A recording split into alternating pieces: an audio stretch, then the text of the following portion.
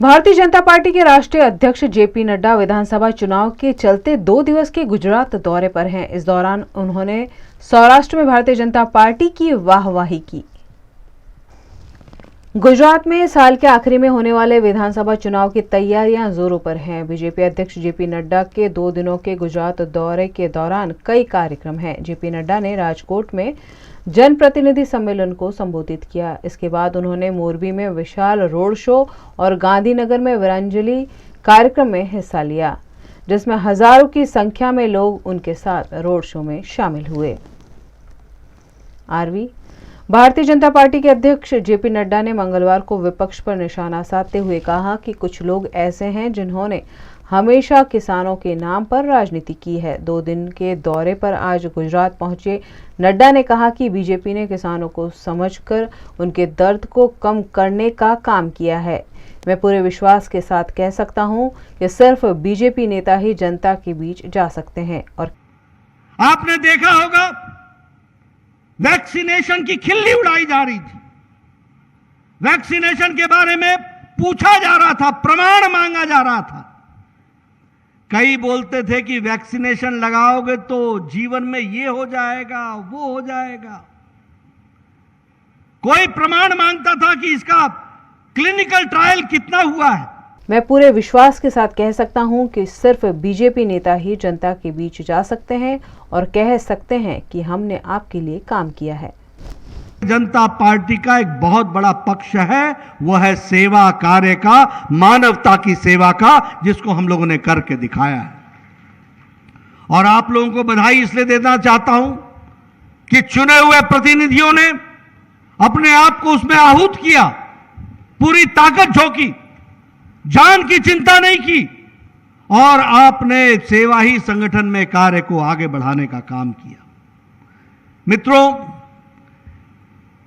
मैं आपको दूसरी बधाई इसलिए देना चाहता हूं, और मैं यह भी कहना चाहता हूं कि जनता की याददाश्त थोड़ी होती है, वो याद नहीं रख पाती है, वो भूल जाती है। लेकिन यही 1 साल पहले, 1.5 साल पहले कोरोना के परछाई में वैक्सीनेशन पर अन्य राजनीतिक दल किस प्रकार की राजनीति कर रही थी। आपने देखा होगा, वैक्सीनेशन की खिल्ली उड़ाई जा रही थी। वैक्सीनेशन के बारे में पूछा जा रहा था, प्रमाण मांगा जा रहा था। कई बोलते थे कि वैक्सीनेशन लगाओगे तो जीवन में ये हो जाएगा, वो हो जाएगा। कोई प्रमाण मांगता था कि इसका क्लिनिकल ट्रायल कितना हुआ है। और प्रधानमंत्री मोदी जी की कोशिश को नजरअंदाज करने की कोशिश करते थे। लेकिन हमारे प्रधानमंत्री मोदी जी लक्ष्य से डिगे नहीं, लक्ष्य से हटे नहीं, और 9 महीने के अंदर इस देश को 1 नहीं 2 वैक्सीन दे करके दुनिया में अपने आप को मिसाल कायम की।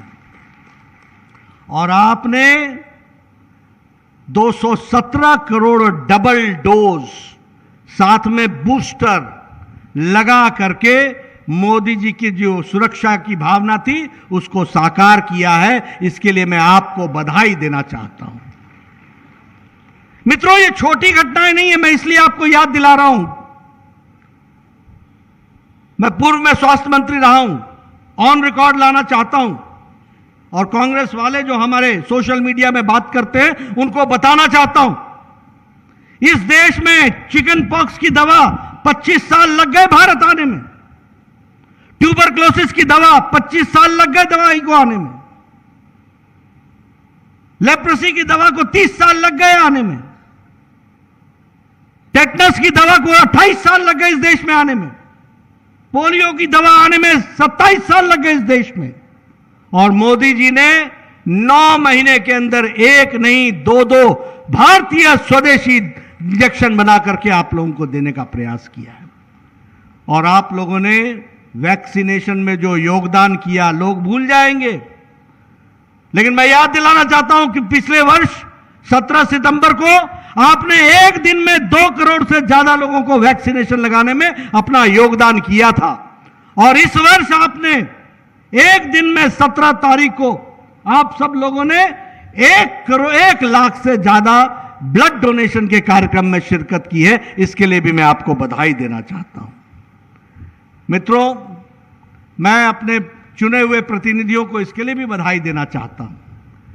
हम अमृत काल में अमृत महोत्सव मना रहे हैं, लेकिन आप लोगों ने 20 करोड़ से ज्यादा घरों पर हर घर तिरंगा लगाने में जो आपने योगदान किया है, उसके लिए भी मैं आपको बधाई देना चाहता हूं। ऐसी राष्ट्रीयता की भावना ओत-प्रोत हमने आज तक नहीं देखी थी, जो आज मोदी जी के नेतृत्व में हमको देखने को मिली है। और इसके लिए भी मैं हर घर तिरंगा को बधाई देना चाहता हूं। उस कार्यक्रम में अपना योगदान किया है। मित्रों, हमने लोकसभा तो जीती ही है, 303 लोकसभाएं तो जीती ही। आपके आशीर्वाद से, मोदी जी के नेतृत्व में देश ने अपना आशीर्वाद रखा। हमने यहां भी 26 की 26 लोकसभाएं जीती। हमने 182 में से 112 सीटें जीती। हमारे 112 विधायक बने।